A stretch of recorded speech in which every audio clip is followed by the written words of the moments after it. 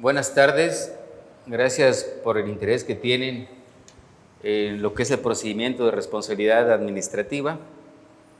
Es un tema relativamente nuevo.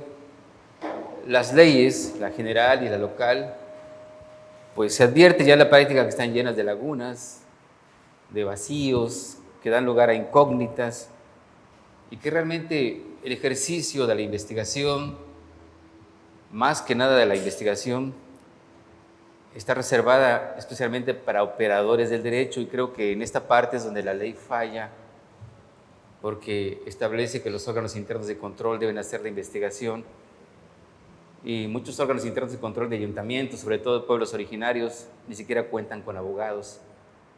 Y la investigación, como veremos, tiene su base, su génesis en la interpretación de la ley. Esa interpretación va a dar lugar a que concluyamos, cuando existe un acto de corrupción, si realmente existe una falta administrativa y cuál es, y si realmente hay medios de prueba que acreditan la consumación de esa falta administrativa. Toda falta administrativa tiene un tipo: abierto, cerrado, y un operador del derecho tiene que interpretar el tipo, y con base en la interpretación y el enlace de los medios de prueba, determinar lo que les dije en un principio: si la falta se cometió y quién es el responsable. Yo sé que este curso va destinado a los ayuntamientos, y aquí es donde realmente tenemos un problema serio. Ellos, he visto que hacen su mejor esfuerzo, de hecho, inclusive son bastante coherentes, bastante comprometidos con el ejercicio que realizan, que he podido confrontar, comparar inclusive con ayuntamientos donde hay abogados, y muchas veces superan a esos abogados. ¿Por qué? Bueno, porque hay abogados que realmente solo son abogados, porque no hacen el ejercicio que tienen de operar el derecho, de interpretarlo. Interpretar el derecho es todo un ejercicio intelectual, tan es así que hay una rama, que es la jurisprudencia, que se encarga no de interpretar una ley confusa, sino de interpretar una ley que viene encapsulada, y que esa ley en la práctica puede dar lugar a varias interpretaciones, y de acuerdo al caso jurídico concreto habrá que interpretar qué es lo que corresponde aplicar conforme a esa norma. Cuando vamos a una escuela de derecho, o una escuela de jurisprudencia, no nos enseñan a memorizar la ley, no nos enseñan a memorizar artículos. Lo que nos enseñan es a interpretar la ley, a establecer qué es lo que quiere decir, qué es lo que quiere regular, y realmente las bases de un buen abogado están en la interpretación de la ley. Entonces yo sé que los ayuntamientos tienen ese problema, el de que deben tener en su etapa de investigación verdaderos operadores del derecho. Y veremos ahorita por qué. Bien, ¿dónde tiene su génesis la corrupción? ¿Cuál es la semilla que da origen a la corrupción? La propia ley, en su artículo 7, hablamos de la Ley de Responsabilidades Administrativas para el Estado de Chiapas, establece ya una premisa. Este artículo dice: los servidores públicos observarán en el desempeño de su empleo, cargo o comisión los principios de disciplina, legalidad, objetividad, profesionalismo, honradez, lealtad, imparcialidad, integridad, rendición de cuentas, eficacia y eficiencia que rigen el servicio público. Para la efectiva aplicación de dichos principios, los servidores públicos observarán las siguientes directrices. Y empiezan con directrices. Lo que nos interesa es la primera, y dice actuar, pero en forma positiva. Entonces vamos a agregar el adverbio no. Sería entonces que alguien incurre en responsabilidad cuando no actúa conforme a lo que las leyes, reglamentos y demás disposiciones jurídicas les atribuyen a su empleo. Comencemos entonces a hacer lo que se llama exegesis. Leyes, reglamentos y demás disposiciones jurídicas se atribuyan a su empleo. Entonces estamos hablando de un marco legal y luego de un empleo. ¿Qué viene de interesante en esta porción? Por lo que deben conocer y cumplir las disposiciones que regulan el ejercicio de sus funciones, facultades y atribuciones. Cualquiera que ocupa un cargo está obligado a conocer en el marco legal cuáles son sus funciones. Si eres presidente municipal, tienes que irte a la Ley de Desarrollo Constitucional y conocer cuáles son tus facultades para no llegar como alguien autoritario que se siente rey, que puede meter a la cárcel cualquiera, sin un mandamiento judicial, las horas que se les pegue la regalada gana, cerrar un negocio, cobrar un impuesto que no está establecido, o contratar a todos los familiares que ocupen parte de lo que sería el cuerpo del ayuntamiento. Todo eso no se puede hacer.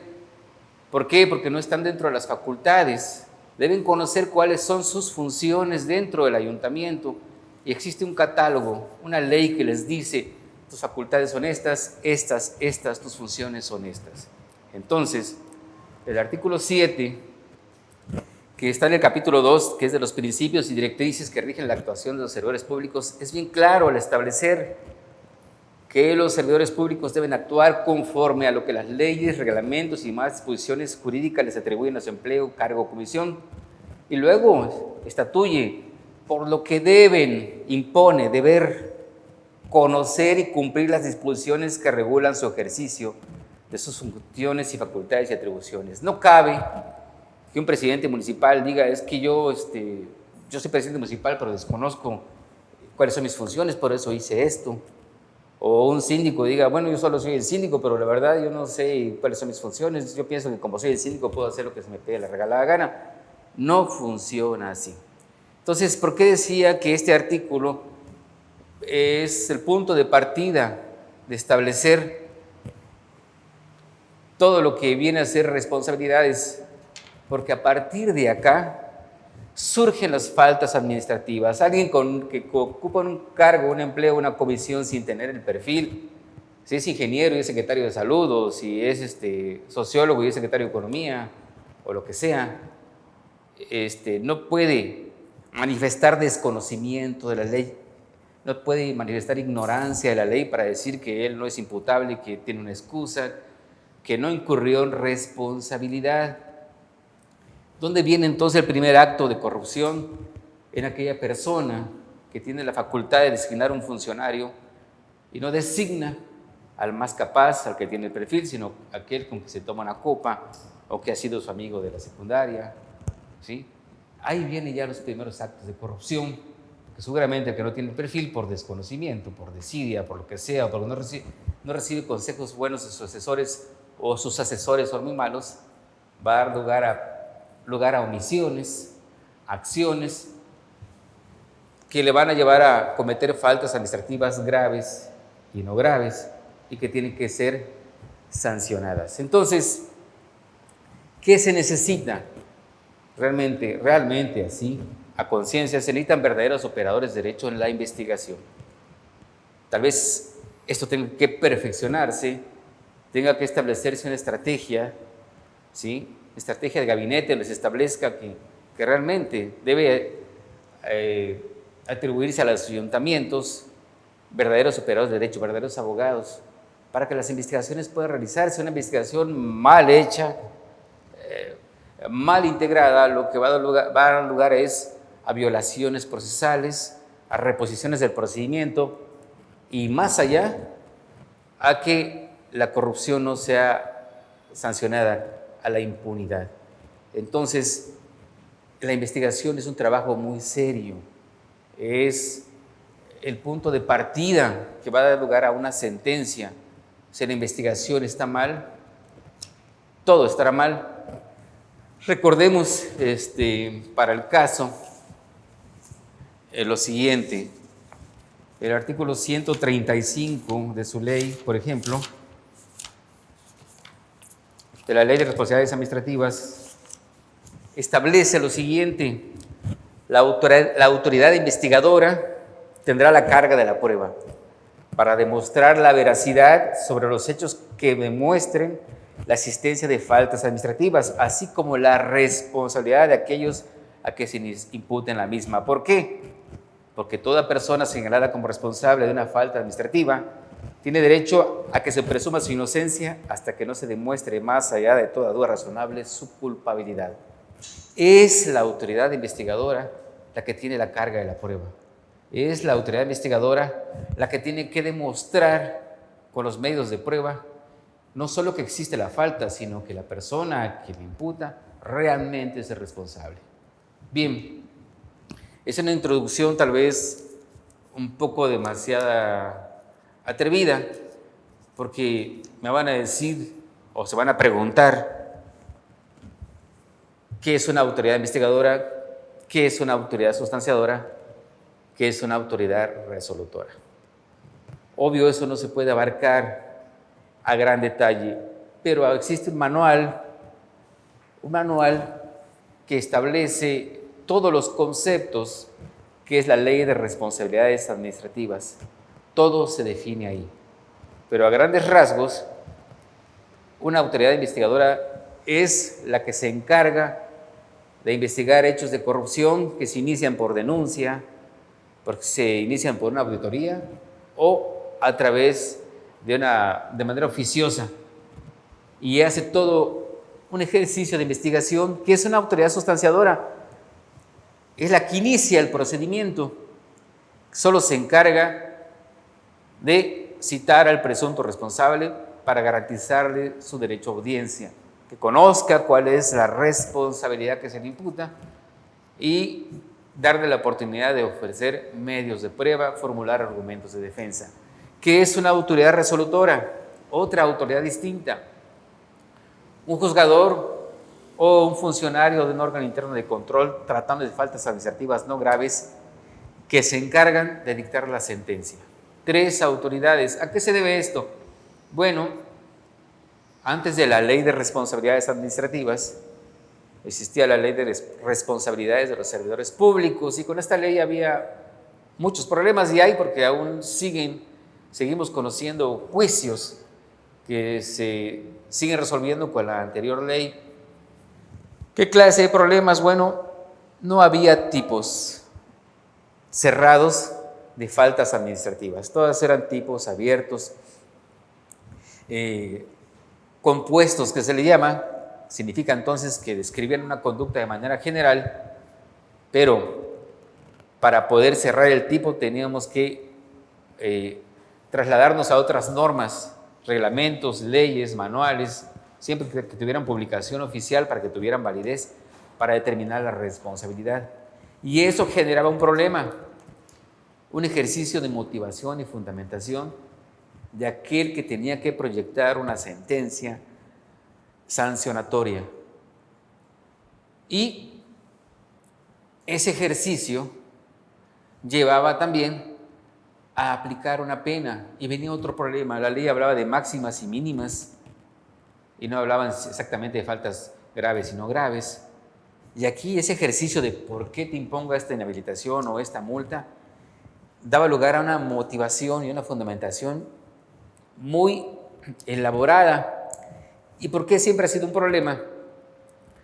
Porque en el ejercicio de dictar una sentencia se requiere que el operador de derecho, el proyectista, el que la va a hacer, no solo tenga amplios conocimientos de derecho, sino que los pueda plasmar de manera lógica, congruente, armoniosa, detallando de manera circunstanciada los hechos, a efecto de que no quede duda de que él es responsable y que no quede duda que la sanción que le impone es la correcta y es cierta, y que no transgrede el artículo 14 constitucional, que no la aplica por analogía o por mayoría de razón, o que no legisla y crea un nuevo tipo.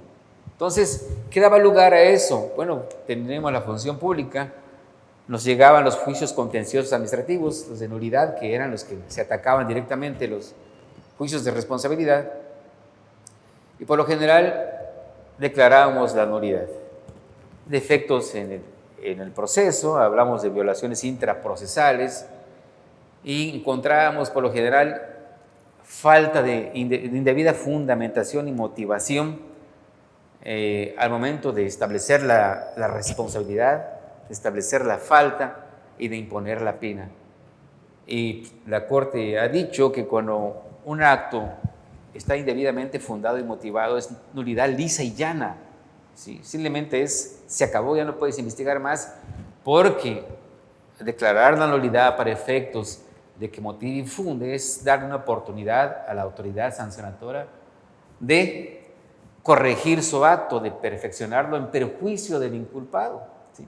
No es lo mismo cuando es carencia total de fundamentación y motivación, ahí sí hablamos de un vicio, ahí sí se mandaba nulidad para efectos de que dictara otra resolución fundada y motivada. ¿Sí? Entonces, cuando pasaba el filtro de lo que sería el juicio contencioso, hablamos allá por el año 2000, donde conocíamos juicios contenciosos en salas regionales en el Tribunal Superior de Justicia, y se iba al amparo, allá volvían a caer. Los que lograban pasar eran totalmente destruidos porque había indebida fundamentación y motivación al imponer la pena, al describir la conducta. ¿Qué se logró con la nueva ley? Establecer tipos cerrados. Ya facilita identificar cuál es la falta administrativa que se comete. Y ese es el ejercicio que hace el investigador, identificar qué falta cometió. Van a encontrarse allá en los ayuntamientos que nos comiencen a investigar, que van a comenzar a confundirse, porque aquí, sin poner en mal a la función pública, se han confundido, me han mandado contratación indebida con lo especulado, o peculado con lo es contratación indebida. Entonces dicen, ¿cómo pueden hacerlo? Precisamente porque les falta interpretar debidamente la ley, los tipos, ¿sí? También he encontrado en otras entidades como la Fiscalía que la gravedad la toman de manera subjetiva. Dicen que un acto es grave porque, por un ejemplo, un ministerio público fueron a denunciar de que una persona sufría violencia familiar de su esposo, levantaron el acta administrativa y no me acuerdo qué más pasó, pero la cosa es que no le dieron trámite, lo engavetaron y a los pocos días el esposo le agarró machetazos a la esposa, le botó las manos, algo así, ¿no? Y me mandan a mí el expediente por una falta administrativa grave, que sería en este caso abuso de funciones, ¿sí? Vino como inconformidad, y aquí la pregunta es, ¿realmente es grave? Para la persona que hizo la investigación es gravísimo, porque sangre, machetazos, sin mano, pero esos hechos realmente nos sirven para determinar si una falta administrativa es grave o no grave. Pues no, nos sirve la descripción legal. ¿Qué hizo el MP? Omitió cumplir con su deber funcional, omitió dar de trámite, omitió esa carpeta que de verdad no conozco los conceptos que maneja, enviar lo que correspondía, impulsarlo, darle protección a la víctima, y no lo hizo. Oiga, pero es abuso de autoridad. No, vean bien el tipo, es ejercer funciones que no tiene, ¿sí? No hay abuso de autoridad, ¿sí? Él simplemente no ejerció funciones, ¿sí? Entonces, no puede ser falta administrativa no grave, grave, es no grave. Cambian, las cosas cambian. Hay casos donde a un ingeniero se le cayó un puente y la persona que debía supervisar la construcción del puente no lo supervisó y dio por terminada la obra.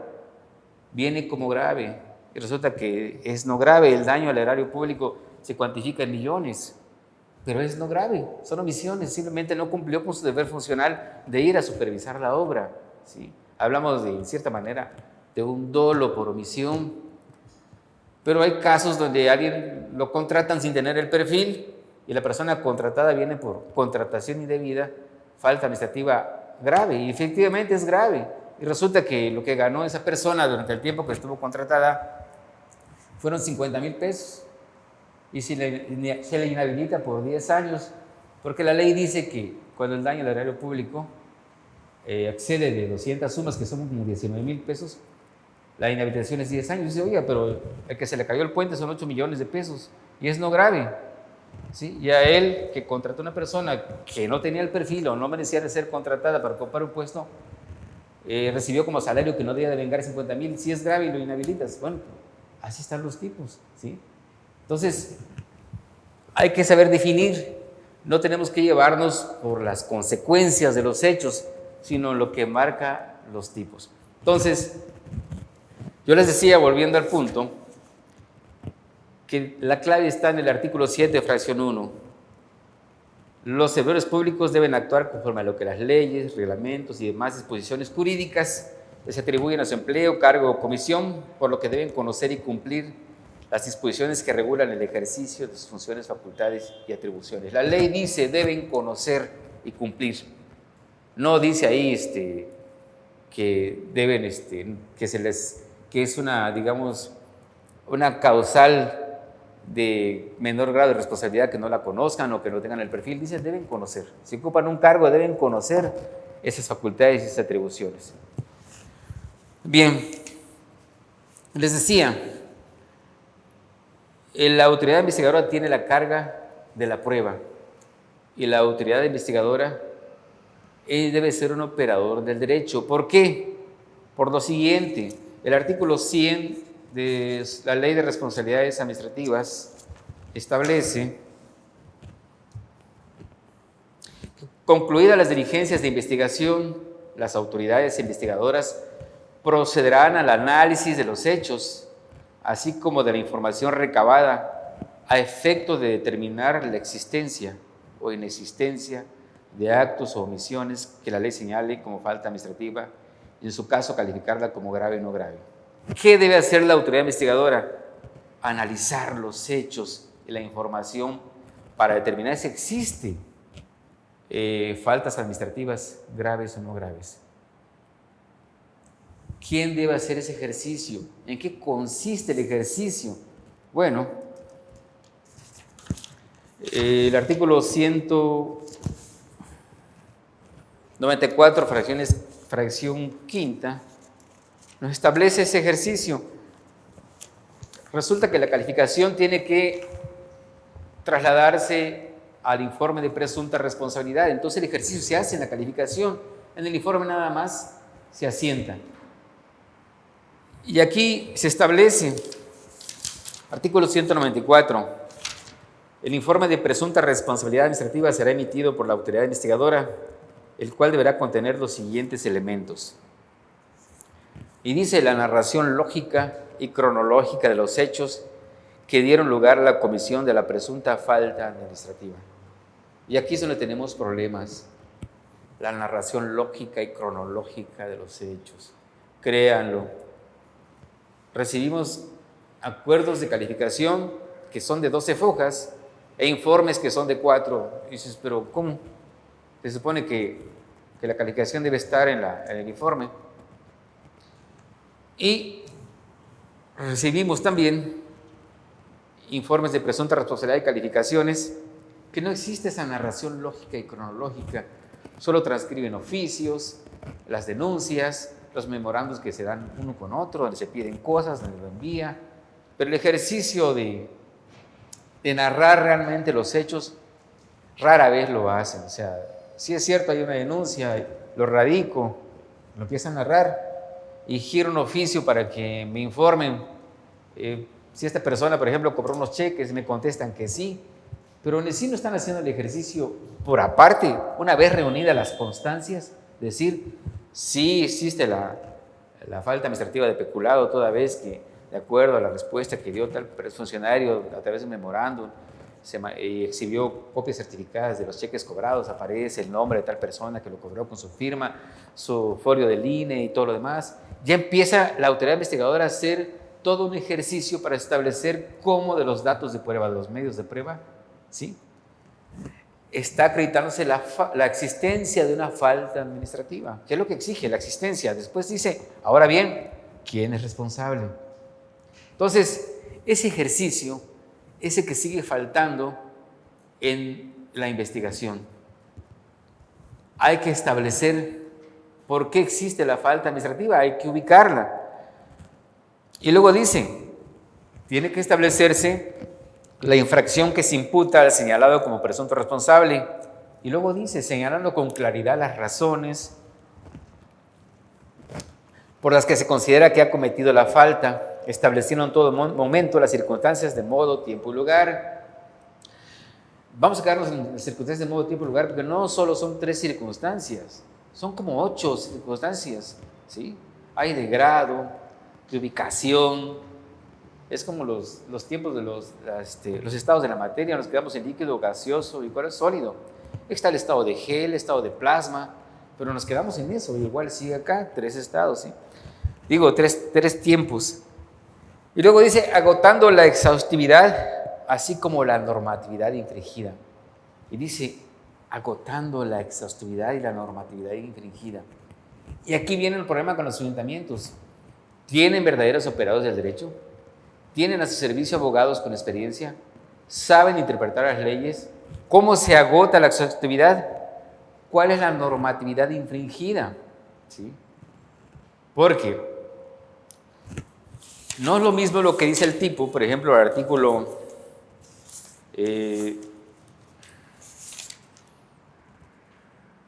53, cometerá peculado el servidor público que autorice, solicite o realice actos para el uso o profesión para sí o para las personas a que se refiere el artículo anterior, de recursos públicos, sean materiales, humanos o financieros. Y luego dice, sin fundamento jurídico o en contraposición a las normas aplicables. Entonces aquí hablamos cuál es ese fundamento jurídico que se contravino, cuáles son esas normas aplicables, y las autoridades investigadoras no lo están haciendo. Sí me narran, hubo peculado, sí solicitó, realizó un acto, se apropió de un recurso material, bueno, usó un vehículo de la dependencia, le quitó los sillones y llevó una marimba porque le gusta tocar marimba. Eso es peculado. Humanos, se llevó a la gente a su casa porque se va a echar colado en la noche, necesita mano de obra. Financieros, dinero, ¿sí? Pero se olvidan de lo demás sin fundamento jurídico en contraposición a las normas aplicables. ¿Cuáles son esas normas? No lo están haciendo, no están estableciendo qué normas se infringieron. Entonces, hay que establecerlas. ¿Dónde están esas normas? En reglamentos, en manuales, en otras leyes. Hasta eso, si están en reglamentos o manuales, tienen que procurar advertir si están publicados de manera oficial, porque si no lo están, no tienen validez alguna, ¿sí? Entonces, tienen que establecer eso, y eso nos ha causado un problema aquí ahora en lo que es la jurisdicción, porque nos vienen todos los elementos. Si es servidor público, si realizó actos para apropiarse de recursos públicos, que puede ser dinero, pero no viene el fundamento. ¿Qué hacemos? Y pues, nos ha surgido una gran duda, ¿qué hacemos? O sea, tú como juzgador dices, bueno, me pongo a investigar a ver qué era esa persona, dónde estaba ese dinero, no, pues ese dinero estaba para tal cosa, y puedes establecer, ya sé qué fundamento es, pero ¿quién hace la acusación? ¿Quién acusa? La autoridad investigadora.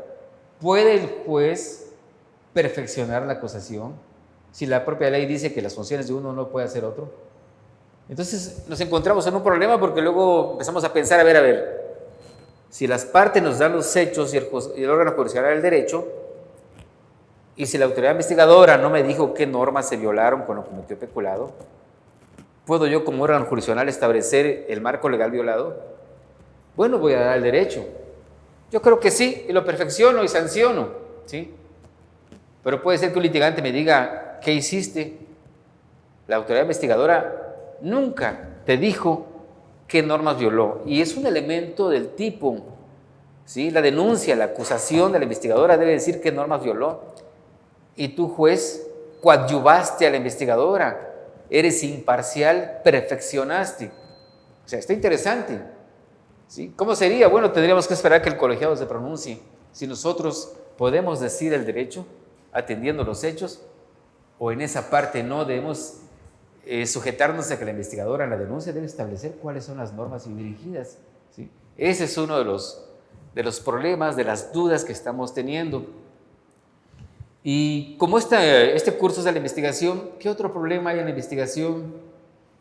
Bueno, la ley nos dice que al momento de sancionar debe establecerse si ya el presunto infractor tiene antecedentes de haber cometido otras faltas administrativas.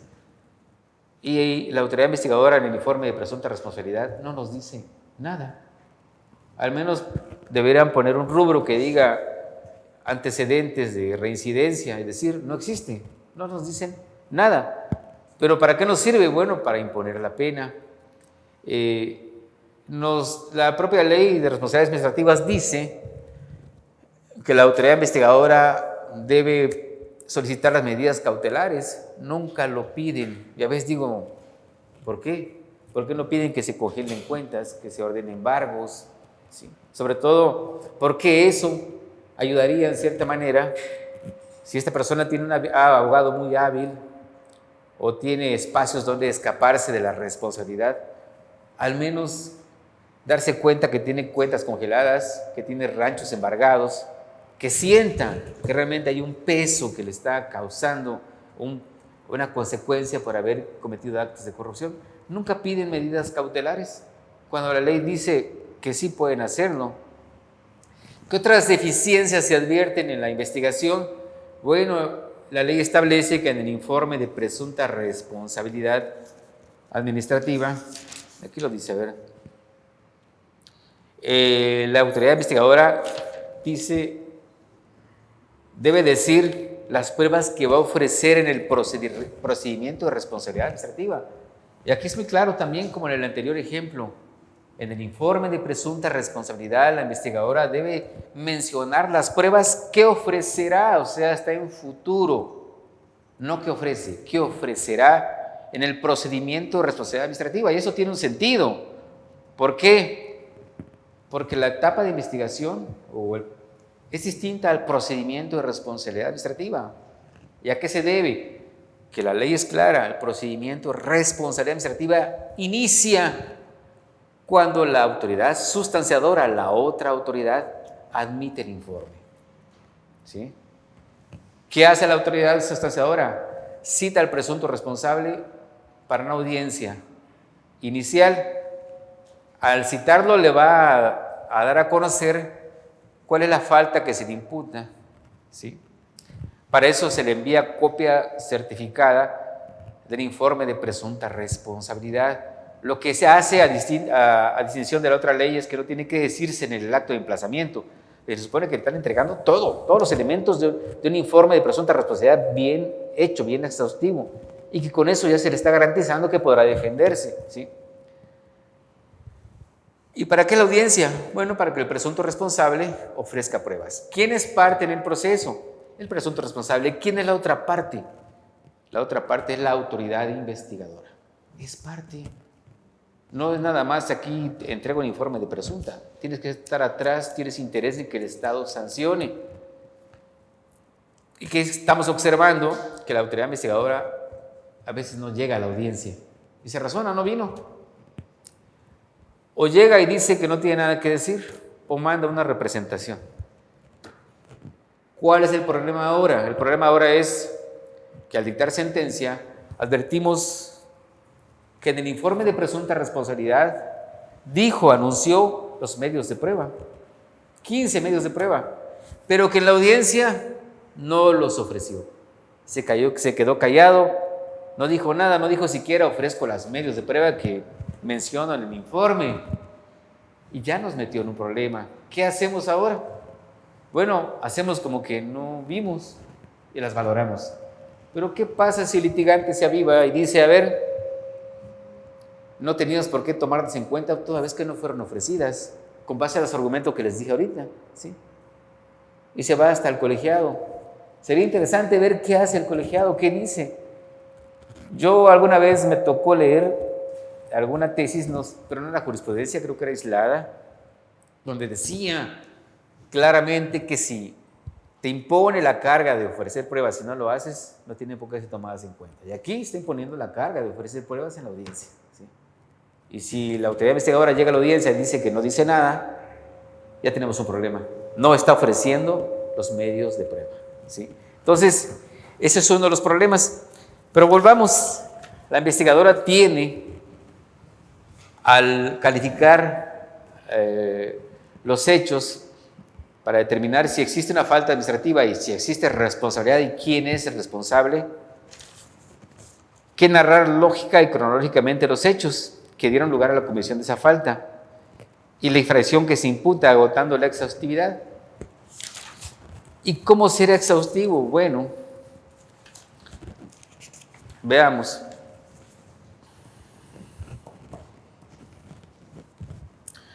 Artículo 54.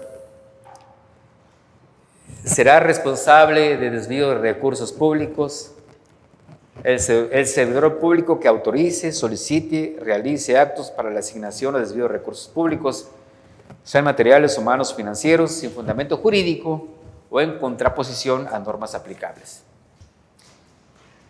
¿Qué debe hacer el investigador? Localizar la norma. Es el artículo 54. ¿Qué estamos viendo en la ley de responsabilidad? Digo, en los informes de presunta responsabilidad, perdón, que eso solo citan el artículo, como que su inseguridad les da miedo decir que es desvío de recursos públicos. Solo dicen hizo esto, hizo lo otro y violó el artículo 7, fracciones tal, y el 51 y 54.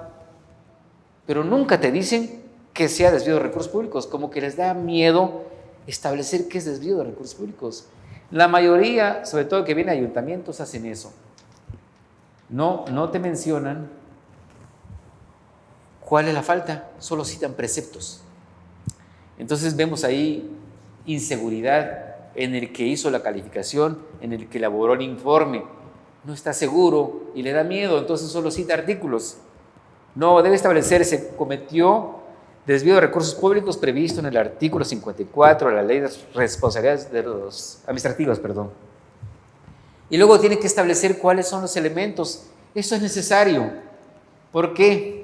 Porque tenemos que hacer un ejercicio de concatenación entre los medios de prueba y cada elemento. ¿Cómo se acredita cada elemento con qué medio de prueba? Entonces, ¿hay algún libro que nos diga cuáles son los elementos? Tal vez sí, no conozco alguno ahorita que me diga los elementos de cada tipo, son estos, aquello, lo otro, pero es algo que se puede hacer de manera sencilla. Veamos el 54. ¿Será responsable de desvío de recursos públicos el servidor público que autorice, solicite y realice actos? Saquemos lo primero. ¿Cuál es el primer elemento? Que el sujeto activo sea servidor público. 1. Segundo, que autorice, solicite o realice actos para la asignación o desvío de recursos públicos. Sería el 2. Y 3, que esos recursos puedan ser materiales, humanos o financieros. Y el último, sin fundamento jurídico o en contraposición a las normas aplicables. Ya lo separamos, A, B, C, D. Ahora, ¿qué debe hacer la autoridad investigadora? ¿Cómo se acredita el primer elemento? Fácil. El primer elemento, que sea servidor público, se acredita porque en la auditoría, en la página tal, aparece que el Instituto de Elecciones y Participación Ciudadana, en el día tal, del mes de julio, de no sé qué día, en el proceso de elección para miembros del ayuntamiento municipal, esta persona, fulano de tal, resultó designado presidente municipal por haber ganado la elección por el partido tal. ¿Qué estamos acreditando? Que es servidor público. Tenemos el primer elemento. El otro es que solicite y realice actos para el uso o apropiación para sí de recursos públicos. Entonces hay que ver qué hizo. ¿Autorizó? ¿Solicitó? ¿O realizó actos? ¿Cómo se apropió de esos recursos públicos? Aquí hay un problema. Es un problema bastante, social, o sea, que toca las fibras del corazón en cierta manera. ¿Por qué? Porque a los ayuntamientos se les asignan recursos y lo utilizan para lo que es, pero resulta que les quedan recursos, ¿sí? Y la ley establece que esos recursos que les quedan hay que devolverlos. Pero ellos, en un acto de buena fe, ¿sí?, dicen, no, pues no vamos a devolvernos, falta que paguemos la electricidad del pueblo, ya nos van a cortar la luz, la comisión, debemos varios meses. y con este recurso lo pagamos y lo pagan. Viene la auditoría y dicen ahí, se dio dinero para hacer tantas calles, las hicieron, pero quedó un recurso y no fue devuelto en los primeros días de enero, no sé qué más tanto dice, ¿no? Sino que lo asignaron para otra obra no autorizada, desvío de recursos públicos. ¿Ya? Y hablamos de consecuencias graves, hablamos de inhabilitación, de daño al erario público y todo. Y aquí es donde uno ya encuentra problemas. ¿Qué hacemos? Pues sí hay desvío de recursos públicos. ¿Por qué? Porque el ayuntamiento no solicitó a la autoridad que debe dar la autorización de utilizar ese recurso sobrante para aplicarlo o asignarlo al empleo de otra obra pública.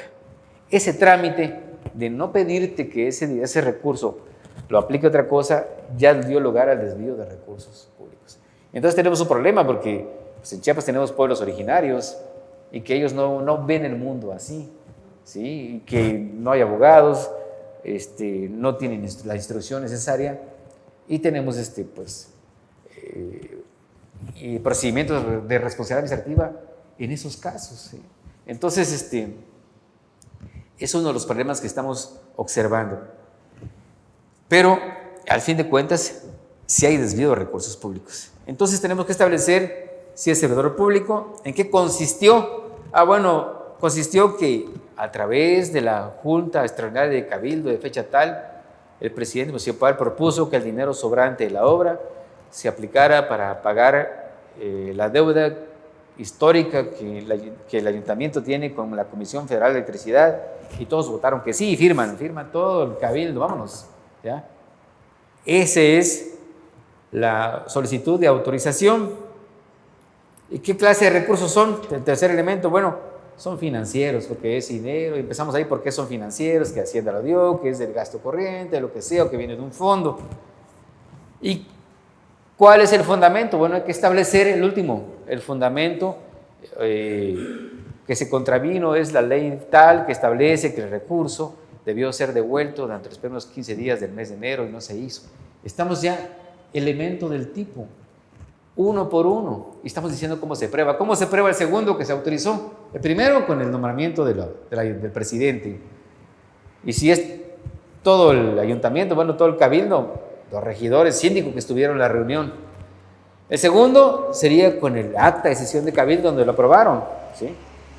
Y lo demás, bueno, con el hecho de que aparecen recibos de que se pagó el recurso de electricidad con eso. Y estamos entonces relacionando medios de prueba con los elementos del tipo. Y al final concluimos, existe una falta administrativa. Y los presuntos responsables son el presidente municipal quien propuso y el ayuntamiento que aprobó. Vámonos, ya quedó. Pero no están haciendo esa actividad así. Nada más narran hechos de lo que vienen, los memorandos que se giran, las informaciones que rinden. Y al final dicen que se violaron los artículos 7, o si les gusta mucho poner el 7. Que el 7 vamos a ver ahorita que realmente es para ambas. Y luego determinan violó el 51 con relación con el 54. Pero como que no se atreven, como que les da miedo, no especifican que la falta administrativa es desvío de recursos públicos. Muchos de los asuntos vienen así. Entonces, hay que procurar siempre en la investigación establecer cuál es la falta, qué norma lo establece, establecer los elementos del tipo, cómo se acredita cada elemento. Si ustedes hacen eso de cómo se acredita cada elemento, créanlo, va a estar muy difícil que su investigación caiga, muy difícil, porque va a estar bien hecha, bien redactada. Lo que se quiere nada más es disposición, compromiso, ganas de querer hacer bien las cosas, ¿sí? Eso es lo que se requiere. Pero les digo, es un ejercicio donde que tiene que hacerse es redactar de la manera más correcta que se pueda, porque se pide la narración de los hechos de manera lógica, ¿sí? Exhaustiva. Y ese ejercicio, pues, implica también el saber escribir, el saber redactar correctamente. Bien, como estamos en la etapa de investigación, regresemos. Existen 3 catálogos. El primer catálogo está en el artículo 6 y 7. que es el capítulo 2 de los principios y directrices que rigen la actuación de los servidores públicos. Y es más bien el 7 que habla de esos principios y directrices. Existe otra en el artículo 49 que habla sobre las faltas administrativas no graves, ¿sí?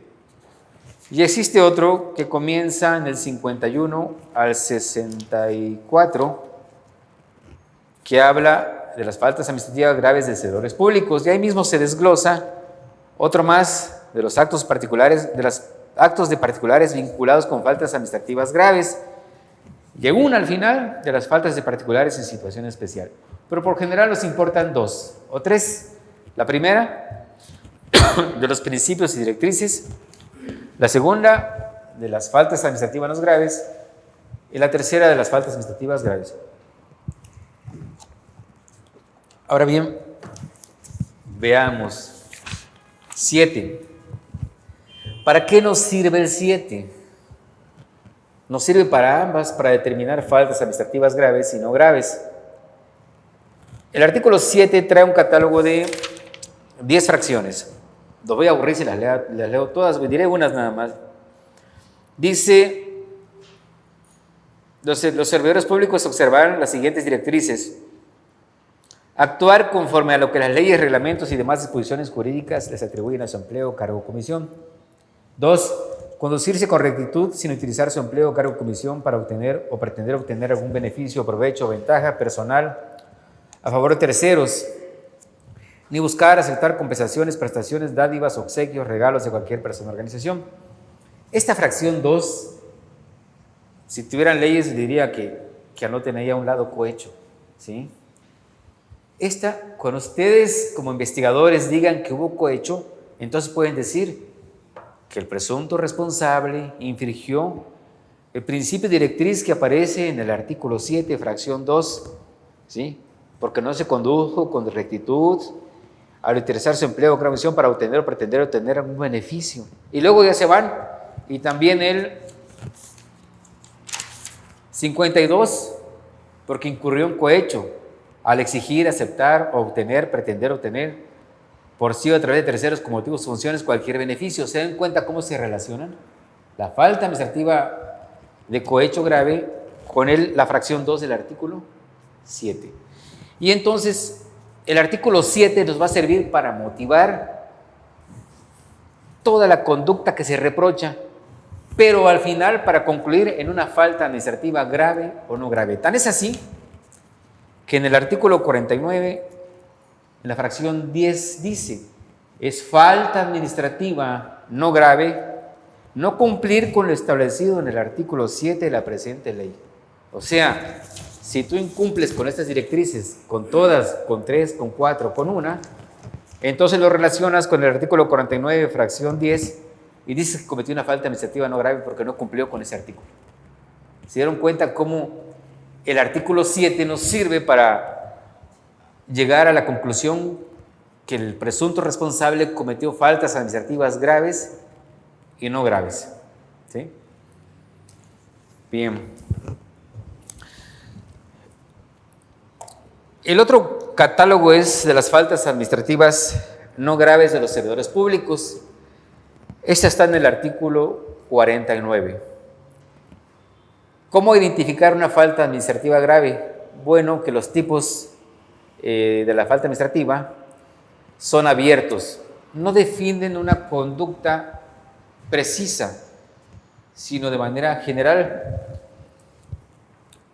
Pero ese tipo abierto, ¿cómo lo vamos a ejercitar? ¿Cómo vamos a concluir que alguien incurrió en una falta administrativa con un tipo abierto? Bueno, con el caso práctico para poder cerrarlo, ¿sí? ¿Y cómo se cierra? Con la norma contenida en un reglamento o un manual que violó. Veamos el primero. Incurrirá en falta administrativa no grave, fracción 1, no cumplir con las funciones, atribuciones y comisiones encomendadas, observando su desempeño, disciplina y respeto, tanto a los demás servidores públicos como a los particulares con los que llegara a tratar. Bien, dice, no cumplir con las funciones, atribuciones y comisiones encomendadas. Entonces al ingeniero que se le cayó un puente y al que estaba encomendado de supervisar, es más, el que todavía pagó la obra pensando que, sin cerciorarse de que estaba terminada, está incurriendo en una falta administrativa no grave, porque no cumplió con las funciones, atribuciones y comisiones encomendadas. ¿Con cuál tiene relación? Con la fracción 1 del artículo 7. ¿Sí? Entonces, ¿cuándo se cierra el tipo? Cuando localicemos, o sea, no se me ocurre en qué ley estará, pero está, ¿sí? De que ese funcionario público, antes de hacer el pago, está obligado a recibir la información del supervisor de obra, de que efectivamente la obra estaba terminada. Sin embargo, no requirió la información, o bien que el supervisor ni siquiera fue a supervisar. Entonces tenemos que citar en la ley tal, se establece en el artículo tal que el supervisor tiene las siguientes obligaciones y no la hizo. Estamos estableciendo entonces, con la cita de ese reglamento, de ese manual, estamos cerrando el tipo. ¿Se entiende? ¿Sí? El otro catálogo es de las faltas administrativas graves. Aquí los tipos son cerrados, pero algunos también son cerrados compuestos, como los que les leí de desvío de recursos públicos, donde se tiene que citar cuáles son las normas que se violaron, que se dejaron de aplicar. Es más fácil ubicar la conducta del presunto responsable en un tipo cerrado porque la norma describe la conducta. Entonces, las faltas administrativas graves, por ejemplo, el artículo 52 habla del cohecho, 53 de peculado, 54 desvío de recursos públicos, 55 utilización indebida de información, y ahí sigue. Todos estos artículos establecen tipos administrativos. La autoridad investigadora, cuando el artículo 194, fracción quinta, le dice que debe narrar los hechos de manera lógica y cronológica, debe ubicar cómo la conducta se ubica en el tipo de peculado, qué fue lo que hizo, ¿sí? Y luego, con base a eso, establecer que realmente es peculado, está explicando la normativa, la está ubicando y estableciendo los elementos con los medios de prueba. Todo eso es un ejercicio intelectual de interpretación de la ley, de relacionar los hechos, ¿sí?, la actividad fáctica, con la narración jurídica, de manera de que empotren y de manera armoniosa se entrañen y se determine la existencia de una falta administrativa y la responsabilidad de quién, de aquel que lo cometió. Todo eso es lo que tiene que hacer la autoridad investigadora. Hay un problema acá, sí, que les decía en la experiencia, de que el trabajo de investigación no lo están haciendo bien. Existe la intención de hacerlo bien, pero les falta el ejercicio de interpretación. Han venido acá asuntos vino uno muy interesante, pero no voy a decir de dónde, ¿no?, de contratación indebida, donde lo mandaban como empresas, que había contratado empresas y había hecho una contratación indebida porque esas empresas eran fantasmas. Precisamente en ese hecho, en el que las empresas son fantasmas, no se actualiza el tipo de contratación indebida. Y es donde fallan, o sea, dices, ¿qué pasó acá? Veamos, dice, será responsable de contratación indebida el servidor público que autorice cualquier tipo de contratación, así como la selección, nombramiento, designación, de que se encuentre impedido por disposición legal o inhabilitado por resolución de autoridad competente para ocupar un empleo, cargo o comisión. Si te encuentras impedido o inhabilitado, entonces existes, porque eres sujeto, ¿sí?, de una resolución, ahí con efectos vinculativos a ti. Tú estás impedido, tú estás inhabilitado, ¿sí? Y luego dice, inhabilitado por resolución de autoridad competente para ocupar un empleo, cargo o comisión en el servicio público o para realizar contrataciones con los entes públicos, siempre que en el caso de las inhabilitaciones al momento de la autorización, estas se encuentren todavía inscritas en el Registro Nacional de Servidores Públicos y Particulares. Entonces el asunto viene como contratación indebida porque resulta que en la auditoría se advirtió que las empresas son fantasmas. Hay contratación indebida. Autoridades investigadoras, hay contratación indebida. Si las empresas son fantasmas, no existen. Por lo tanto, no están impedidas, ni inhabilitadas, ni registradas en ninguna plataforma digital. ¿Qué hay entonces? Bueno, si había un recurso y contraté empresas fantasmas, hay peculado, ¿sí? Pero no contratación indebida. Entonces ya no estamos hablando de ayuntamiento, estamos hablando de otros entes de investigación con más fuerza y más experiencia. Y estamos encontrando ese tipo de errores. De ahí que la investigación debe hacerse con compromiso, con responsabilidad, con dedicación, con esfuerzo. Realmente no es difícil leer un tipo, no es difícil determinar los elementos. Ahora tienes que relacionar los medios de prueba por cada elemento. Si como autoridad investigadora dices que el medio de prueba no me da para sancionarlo, bueno, no tienes por qué forzar lo que no se puede. Vete al 100 y mándalo a archivar. O sea, el 100 dice: una vez calificada la conducta en los términos del párrafo anterior, se incluirá, bueno, esa no. Si no se encontraran elementos suficientes para demostrar la existencia de la infracción y la presunta responsabilidad del infractor, se emitirá un acuerdo de conclusión y archivo del expediente. Pero no se esfuercen en sus funciones de autoridad investigadora de que a la fuerza tiene que aparecer culpable a alguien. Simplemente es, si los medios de prueba determinan que no hay responsables, que tal vez sí hay infracción, pero no hay responsables, aunque inclusive ni siquiera hay infracción, entonces podemos mandar a archivar el expediente, concluirlo. Entonces, la clave en la investigación está en eso, en saber interpretar la ley. Tenemos que ubicarnos en que lo primero que debemos tener en los ayuntamientos es la ley de responsabilidades administrativas y que la pueden bajar en internet, imprimirlas y estudiarlas. La ley de responsabilidades administrativas tiene una característica especial: es sustantiva y es adjetiva. Es adjetiva, bueno, cuando decimos que una norma es adjetiva, es lo mismo que decir procesal, instrumental o formal, son sinónimas.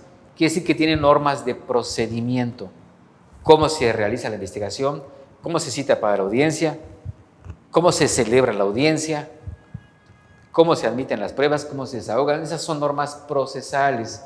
En normas sustantivas, bueno, hablamos de los tipos, hablamos de las sanciones, hablamos ya de derechos y obligaciones encapsuladas en una descripción legal. Entonces, hay leyes que son totalmente procesales, como una ley de procedimientos penales, una ley de procedimientos civiles, o totalmente sustantivas, como un código civil, que solo hablan de sustancia, aunque hay ciertas dudas, porque el Código Civil, en su parte de sucesiones y cierta de sucesiones, no sé cuál es la otra, maneja también proceso. Entonces, hay una ambigüedad del manejo de los dos tipos de formas. Nuestra ley tiene esa característica: es una ley procesal y también es sustantiva. Entonces, la ventaja de esta ley es que describe qué es una autoridad investigadora, qué es una autoridad sustanciadora y qué es una autoridad resolutora. Cuáles son las funciones de cada una, cómo la deben desarrollar, cómo deben hacer la investigación, cómo nace una investigación. Y te va a decir, bueno, una investigación nace de una auditoría, nace de una denuncia, o se puede hacer de oficio. He notado también que se practica una auditoría, le envían a la autoridad investigadora y hay unas investigadoras que se encargan de hacer más investigaciones, y yo he estado en contra de eso porque la auditoría en sí es una investigación. Si ya te lo enviaron, solo léela, analiza, ve a la etapa conclusiva y advierte cuáles son los faltantes, cuáles son los rubros no solventados y quién los manejaba. Y solo después de un estudio califica y hace el informe de presunta responsabilidad. ¿Por qué? Porque a veces hay entes que reciben una auditoría y lo que hacen inmediatamente es citar al presunto responsable que llegue a declarar. Aquí ya estamos entrando en un problema que está a discusión. ¿Por qué lo cita si la ley no lo prevé? ¿sí?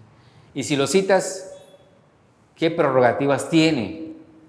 Entonces se supone que si lo citas, ya tienes que nombrarle un defensor, ¿sí? Y tiene derecho a conocer la investigación, y si lo conoce, ¿qué derechos le surge? Puede impugnar la investigación, puede impugnar los oficios que mandaste, puede impugnar las respuestas, puede hacerlo. La ley no contiene nada de eso, ¿sí? Digamos que si se quisiera reformar la ley, podríamos decir, bueno, para ser más justos, que el presunto responsable conozca la investigación. Para el litigante penalista, para los maestros que son penalistas y que llegan a dar cursos de esta materia, establecen que sí, que efectivamente debe respetarse la garantía de audiencia en la investigación. Lo establecen. Bueno, si es así, también hay que establecer los instrumentos de qué sucederá si conocen la investigación. Bueno, a mí se me ocurre, por ejemplo, que si yo voy a llamar al presunto responsable, la ley debe decirme, aquí está la investigación, mira lo que hemos hecho, y que le surja el derecho a recurrir, porque lo va a hacer, va a irse al amparo, lo va a hacer. Entonces, para que eso no pase, para que no se vaya al juicio de garantías, debe ser como, no sé si seguirá así, pero así era, en los juicios de arrendamiento inmobiliario. Cuando tú inicias el juicio, si hay un auto que te perjudica, lo apelas y el juez admite la apelación, pero no la envía. Y si después dictas otro auto, lo apelas y el juez vuelve a admitir la apelación, pero no lo envía. Porque la ley dice, cuando se dicte sentencia definitiva y si estás en contra de la sentencia, entonces la apelación que interpongas en contra de ella, seguirán las demás. Y el juez resuelve todas, ¿sí? Entonces yo siento que sería un buen ejercicio que si le vas a dar la oportunidad al presunto responsable que conozca la investigación, le surja el derecho de inconformarse y que exista un recurso. No se me ocurre qué nombre, pero que ese recurso, la ley diga, este recurso va a ser resuelto, sustanciado, en el caso que en la sentencia definitiva surja responsable y el presunto responsable le impugne. Algo así sería lo más lógico, ¿sí? Ahora, yo no estoy muy de acuerdo con los que imparten cursos en materia administrativa y que realmente se ven sus orígenes que son penalistas, porque quieren arraigar la materia penal, que comparte principios del derecho penal con el derecho disciplinario, con lo que es el procedimiento de responsabilidad administrativa, pero lo quieren arraigar tanto que quieren que se funda, cuando realmente nada más van en paralelo, sin nunca tocarse. Van en paralelo y luego se separan. ¿Separan cuándo? Se separan en una sentencia definitiva, porque los principios de derecho penal se aplican al derecho administrativo sancionador. ¿Pero por qué no estoy de acuerdo? Bueno, porque yo lo veo desde el derecho administrativo, no desde el derecho penal. Si nuestra materia es administrativa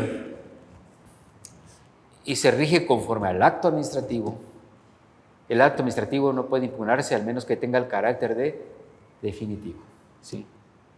Si va alguien a supervisar una escuela privada y va a checar que el salón de inglés no tiene audífonos o que no tienen un salón de práctica de juicios orales, que no tiene aire acondicionado, que los baños están mal, levanta un acta. Y los abogados a veces se apresuran y vienen al juicio contencioso administrativo con esa acta. Una, desecha la demanda porque no es resolución definitiva, o en el fondo dices no, porque necesitamos que esa autoridad que te mandó a hacer la inspección se pronunciara si eres responsable y te impusiera una sanción. Entonces, ese acto no es compatible hasta que tenga un carácter definitivo a través de una resolución. Entonces, desde el punto de vista administrativo, la investigación solo es una etapa de investigación, ¿sí? ¿Cuál sería el acto definitivo? La sanción, la sentencia definitiva. Entonces, pero les digo, esto es un tema que en este momento está en controversia y al parecer tienen mucha influencia las gentes, las personas que tienen más a relacionar el derecho penal y con el derecho administrativo disciplinario. Y la verdad también hay tendencias, hay autores que se niegan que esa relación sea tan apegada y que establecen más autonomía del derecho administrativo. Pero les digo, esta es una materia recién, se va a escribir mucha literatura todavía, hay muchas lagunas. las que les he dicho, de las pruebas en el procedimiento que deben ofrecerse, el carácter de las partes. Por ejemplo, algo que parece muy contradictorio en la Ley de Procedimientos Administrativos, déjenme ver si localizo el artículo.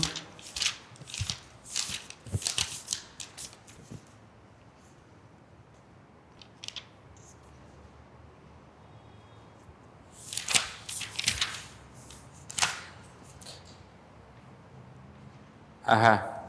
Vean que dice, son partes en el procedimiento de responsabilidad administrativa la autoridad investigadora, el servidor público señalado como presunto responsable de la falta administrativa no grave, grave o no grave, el particular, sea persona física o moral, señalado como presunto responsable en la comisión de faltas de particulares, y los terceros, todos aquellos que les puede afectar, el denunciante, y ahí se va, ¿no?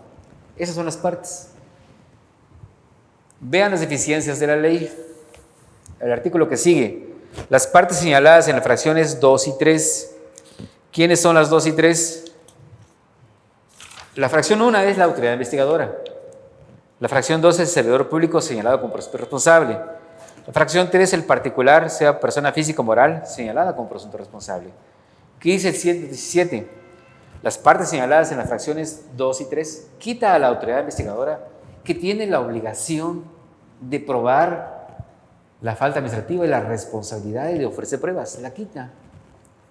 Las partes señaladas en las fracciones 2, 3 y 5, o sea, el servidor público, presunto responsable, el particular, presunto responsable y los terceros del artículo anterior, ahí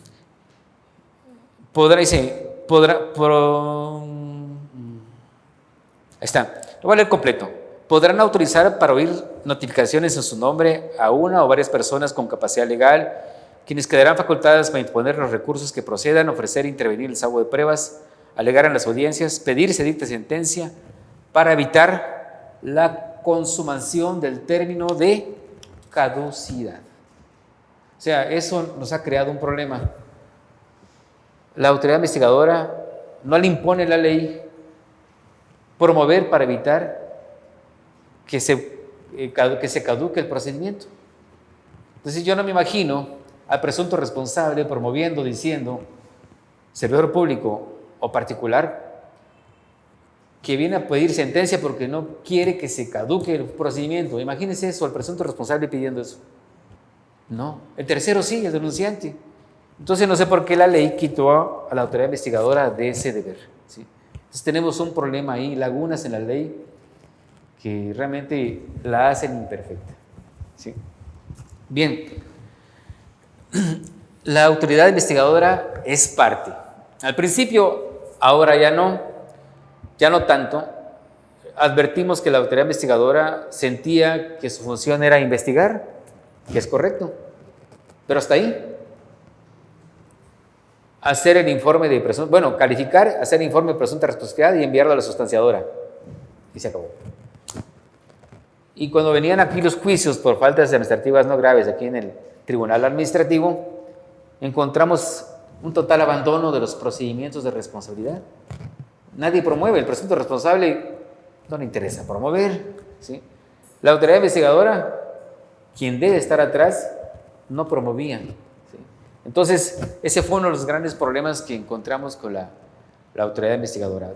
Tanto que de oficio, porque la ley lo autoriza, el juzgado anda admitiendo pruebas, el juzgado anda pasando a la etapa de alegatos de oficio, y el juzgado de oficio anda citando para sentencia, ¿sí? Porque la autoridad investigadora no viene a checar sus expedientes, es parte procesal, la ley dice es parte procesal, tiene que venir aquí, ir al archivo, pedir su expediente, tomar anotaciones y ver que el juzgado impulse el procedimiento, que se admitan las pruebas, que se pase la etapa de alegatos, que se dicte sentencia, puede impugnar inclusive. Sin embargo, no lo están haciendo. Esa es una cultura nueva, atendiendo que la ley de responsabilidades administrativas, su origen está en el 2016, concretado en el 2017, y en cierta manera, a pesar de que estamos en el 2022, es la literatura jurídica sobre el procedimiento de responsabilidad administrativa no es vasta, no es grande, y los criterios jurisprudenciales, las tesis, son pocas. Yo sé que esto es por ahora, porque alguna vez yo trabajé en el Tribunal Electoral, allá por... Dios mío, me olvidé. Bueno, hace muchos años. Sí, y cuando llegué al Tribunal Electoral, abríamos la página y nada más, apenas había 400 y tantas tesis en materia electoral. Y no había más. Y te das cuenta que la materia era muy, muy nueva. Ahora métete. Ahora es un mundo de tesis. Es un mundo. Entonces, yo estoy seguro que en unos años más, lo que es esta materia va a abundar criterios. Yo he sostenido que aquí estamos haciendo escuela, muchas cosas son nuevas, las estamos creando, no inventando, creando, calculando que así son, como ese hecho de que, ¿qué hacemos cuando la autoridad investigadora no establece qué normas violó al cometer peculado el presunto responsable? No lo establece. ¿Qué normas? Y viene la duda, ¿lo hacemos de oficio bajo el principio de que las partes dan los hechos y nosotros el derecho? ¿O debemos sujetarnos a que es un elemento del tipo administrativo y que no lo proporciona el denunciante cuando la autoridad investigadora tiene la carga de acreditar la falta, de probar la responsabilidad?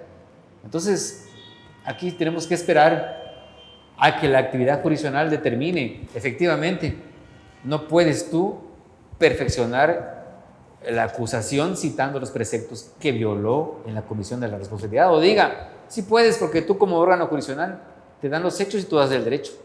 O sea, es un tema que va a estar interesante cuando se decida, ¿sí?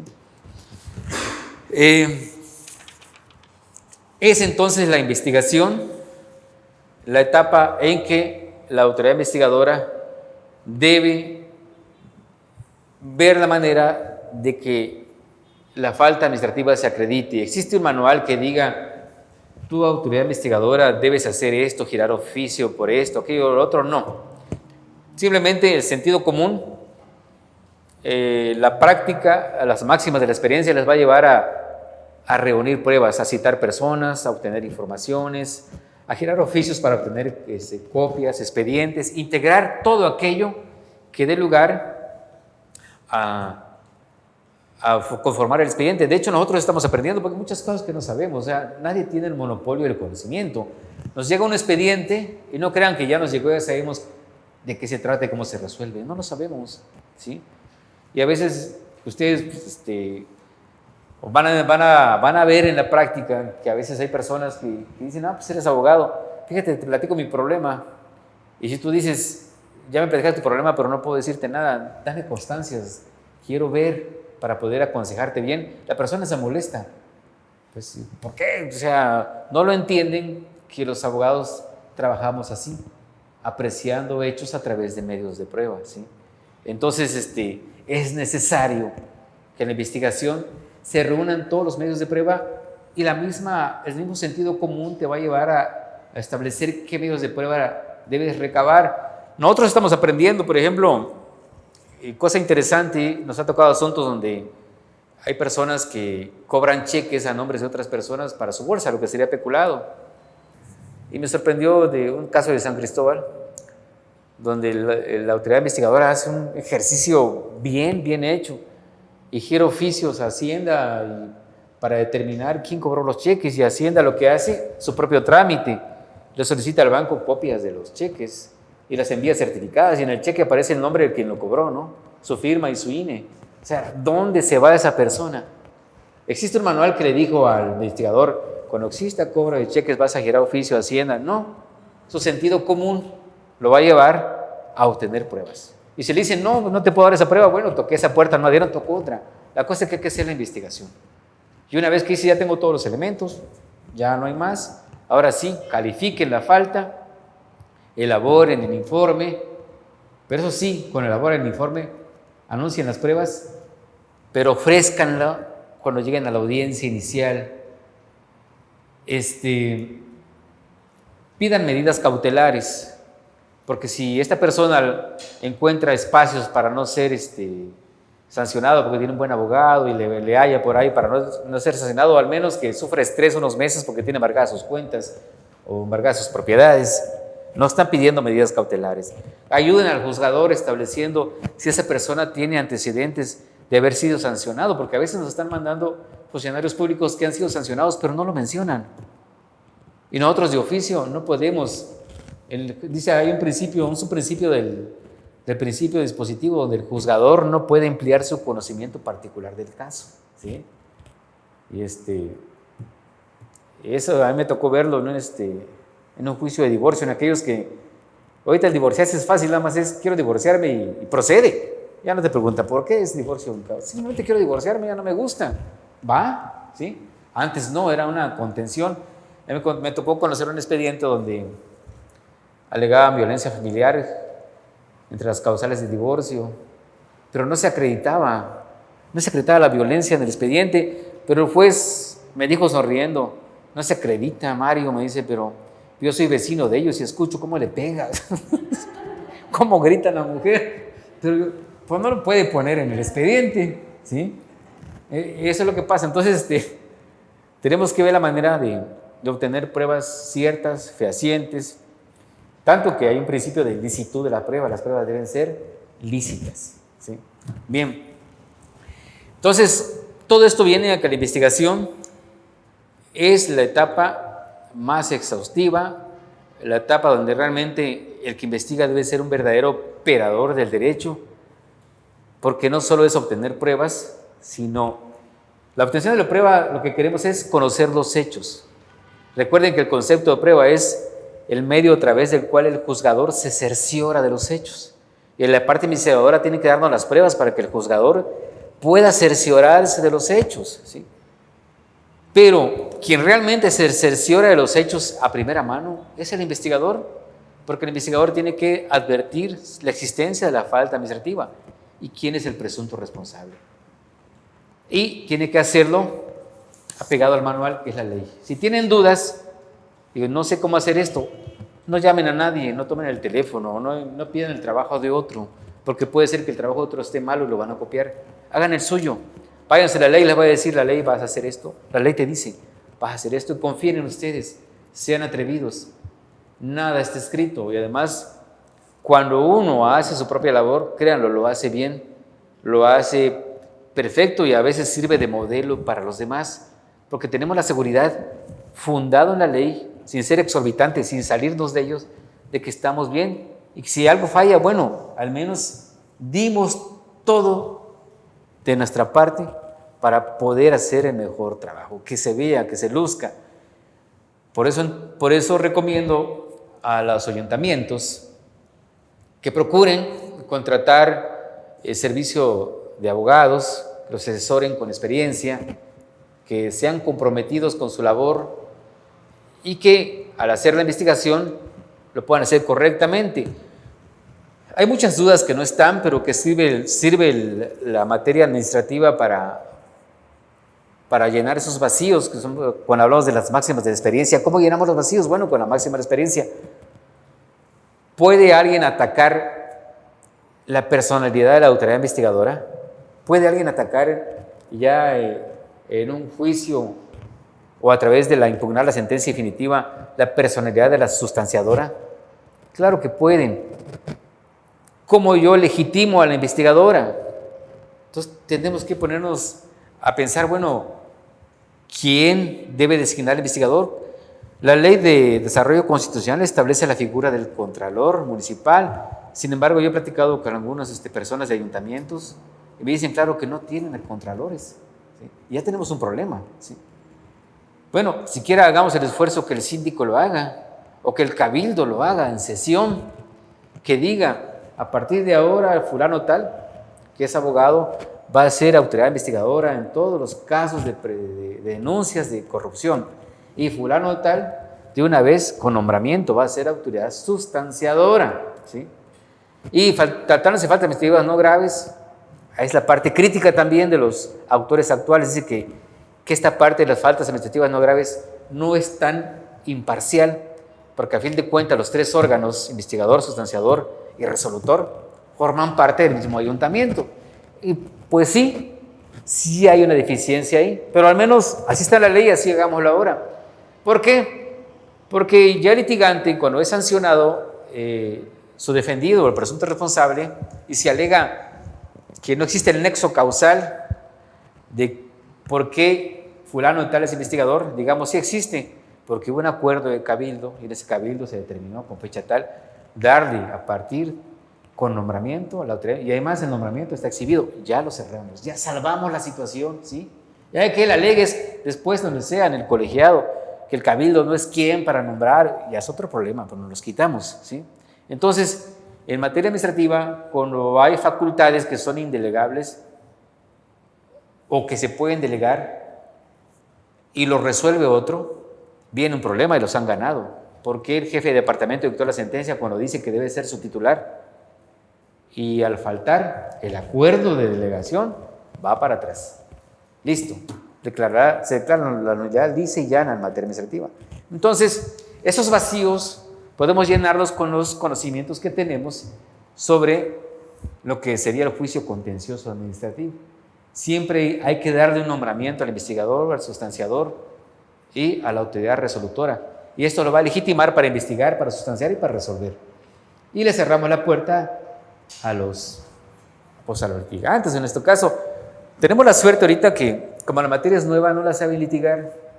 Les voy a ser sinceros, hay muchas deficiencias en la investigación, muchas deficiencias en la sustanciación. Están haciendo emplazamientos a través de WhatsApp o por estrados, y la ley no dice que deba hacerse por WhatsApp, por estrados. Hay uno que está perifoneado, ¿sí? De perifonear del oficio, o sea, ¿cómo? Creo que es el artículo 193.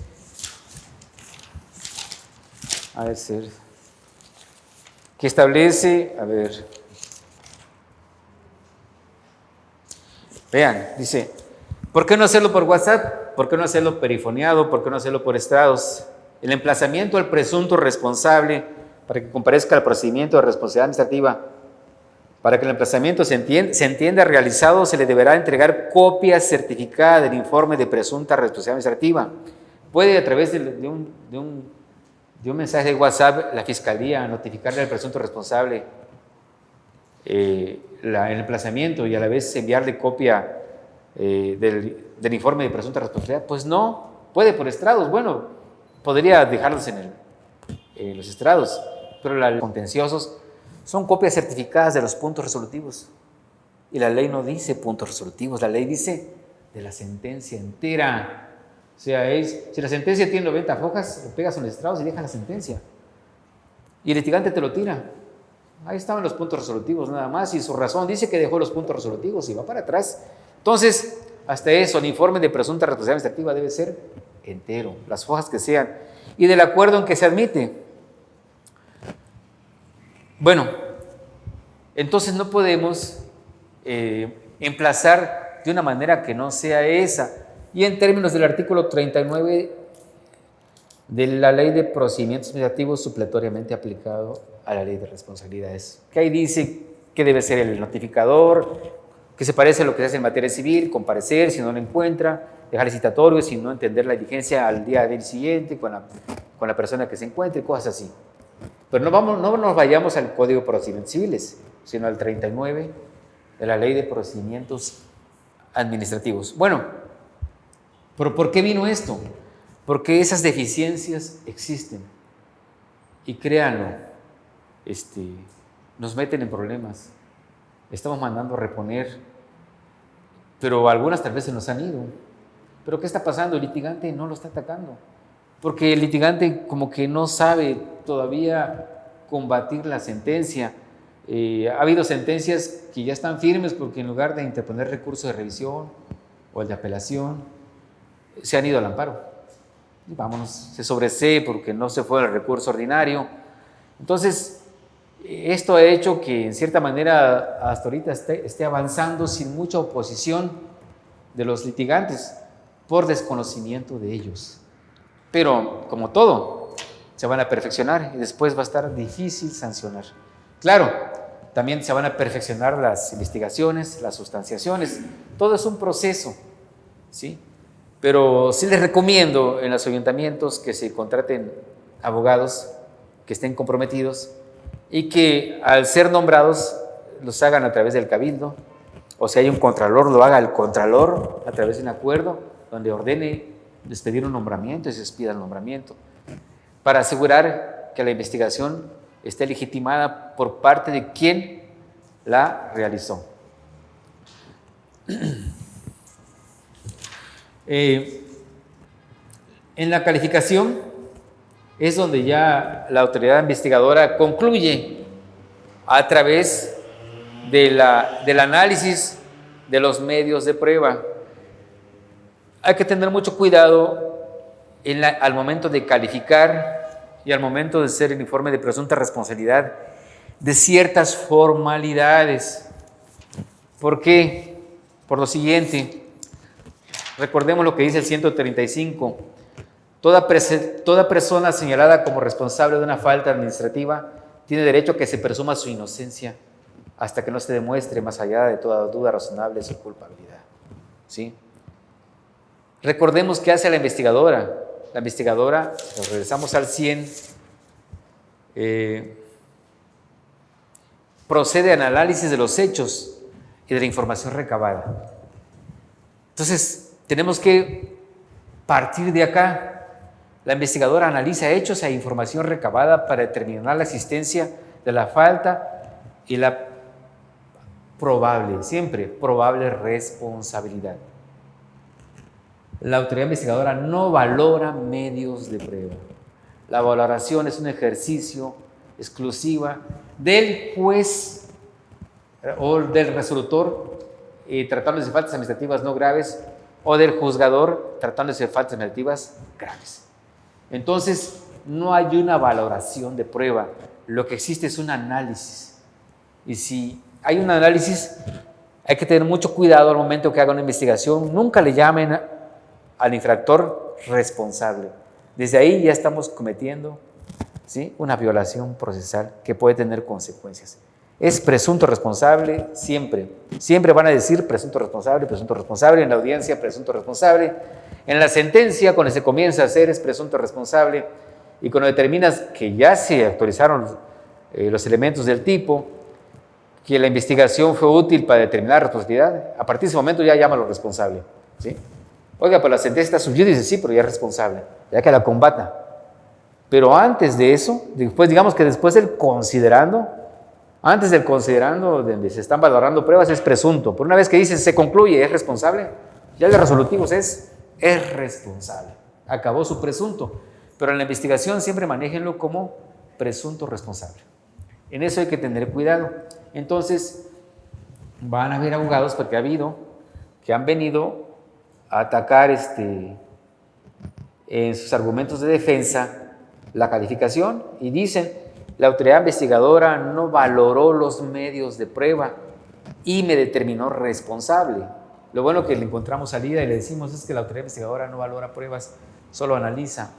Y no dice que seas responsable, sino dice que eres presunto responsable, ¿sí? Entonces, pero tratan de atacar todo eso desde la investigación. Y parece insignificante, pero un término como presunto tiene una trascendencia fundamental.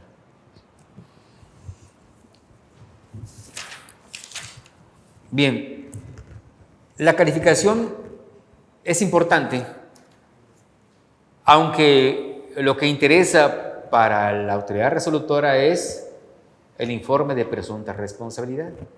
¿Pero por qué es importante la calificación? Porque ahí se hace el ejercicio de analizar si existe la falta administrativa y si hay responsabilidad y quién es el presunto responsable.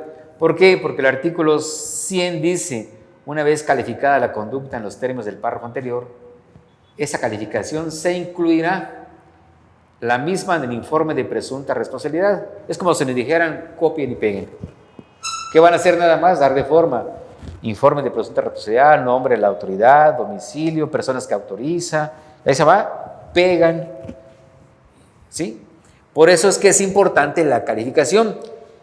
Hemos encontrado incongruencias en el sentido de que en la calificación la autoridad dice una cosa y en el informe le cambia. Ya hay incongruencia. Y a veces pues nos tenemos que hacer de que no nos dimos cuenta, pero el litigante le puede hacer valer.